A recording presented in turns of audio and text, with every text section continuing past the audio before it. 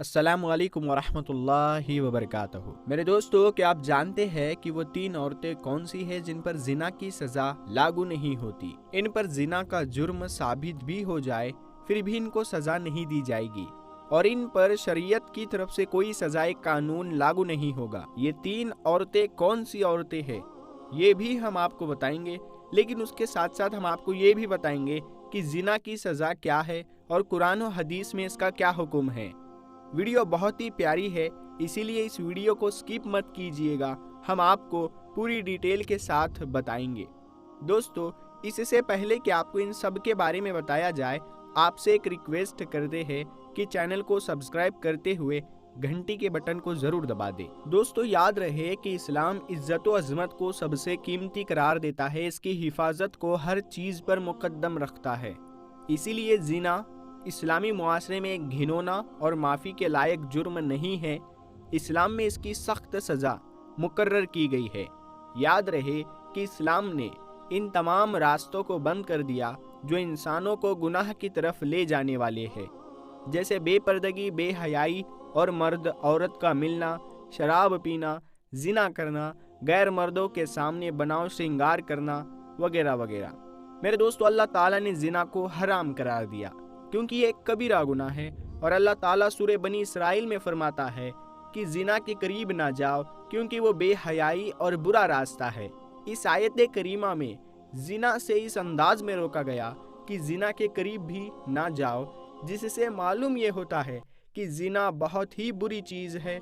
हज़रत अब्दुल्ला बिन मसूद रज़ी अल्लाह ताला अन्हु फरमाते हैं कि मैंने रसूल करीम सल्लल्लाहु ताला अलैहि वसल्लम से पूछा कि सबसे बड़ा गुनाह कौन सा है, तो आप सल्लल्लाहु ताला अलैहि वसल्लम ने फरमाया कि सबसे बड़ा गुनाह ये है कि तुम अल्लाह के साथ शरीक ठहराओ, हालांकि उसने तुमको पैदा किया।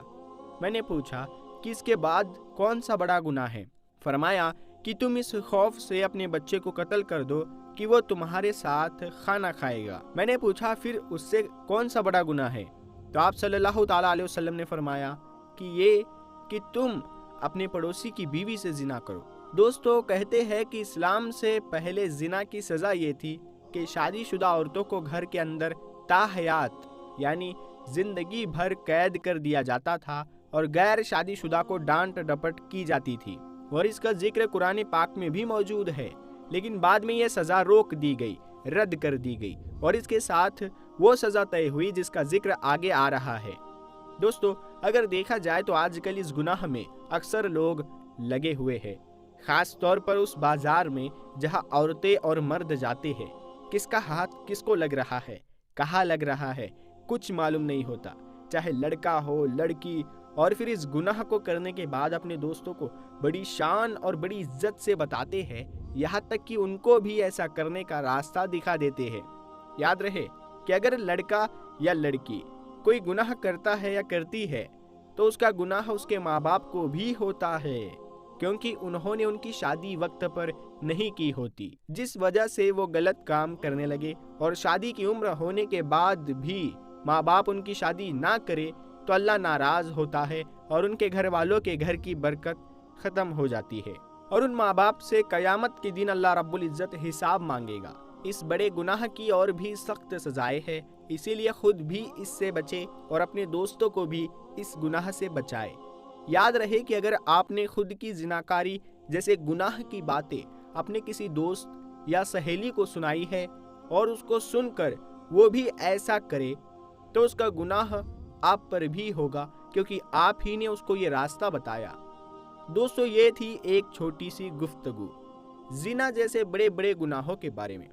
तो चलिए अब आपको बताते हैं उन 3 औरतों के बारे में जिन पर जिना की हद लागू नहीं होती। तो इस हवाले से रसूल करीम सल्लल्लाहु ताला अलैहि वसल्लम ने फरमाया कि 3 किस्म के लोगों का कोई अमल नहीं लिखा जाता, यानी 3 किस्म के लोग ऐसे होते हैं कि जिन्होंने अगर जिना किया भी हो तो भी उन पर दीन इस्लाम की तरफ से कोई हद लागू नहीं होगी। एक तो वो नाबालिग है जब तक कि वो बालिग ना हो जाए, दूसरा वो शख्स जो सोया हुआ हो जब तक कि बेदार ना हो जाए, जाग ना जाए, और तीसरा वो शख्स है जिसका दिमागी तवाजुन ठीक ना हो, यानी वो दीवाना हो, मजनू हो, पागल हो, उस पर भी इसकी कोई हद नहीं है।